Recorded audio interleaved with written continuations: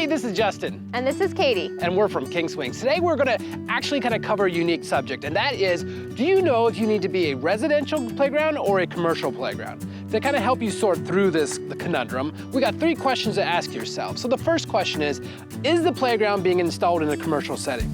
Katie, can you elaborate on that? Sure. So a commercial setting is a daycare, an apartment complex, some HOAs, schools, churches, any playground that kids go on that are not just from your immediate family. And generally there's some sort of liability insurance involved as well. So if you answered no there, then our residential line is great for you. However, if you said yes, this is definitely a commercial setting, you need to ask yourself the next question, which is, do I need to pass an inspection? Can you elaborate on that? Sure. So the way to figure out if you need to actually be inspected or not is you would want to check with your local ordinances, your insurance company, basically anyone that you would potentially need a permit for this swing set. Just make sure you do your research really well, because that will save so much time and frustration on everybody's end. And this is something we can't do for you. You have to be able to determine this for yourself. So the third and final question is, if you need an inspection, which standards do you need to meet? Elaborate for us. So we have a commercial line that we're launching in March that's going to be built to ASTM standards, which is pretty much a common standard most people need. There are some small other random standards that you might want to check.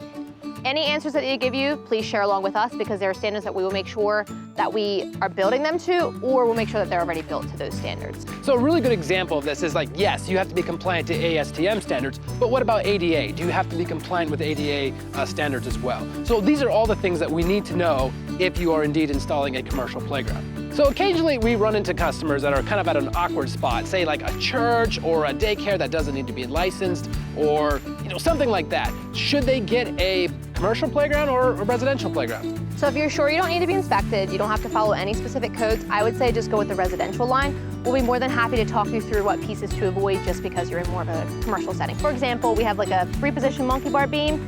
We don't recommend that. You can either use the monkey bars or the swings. You can't use them at the same time. Therefore, it's a safety hazard. So we would just eliminate that completely from your set. So as always, if you have any questions about this whole topic, because it can be a little bit confusing, please reach out to us. We'd be happy to answer any questions you have.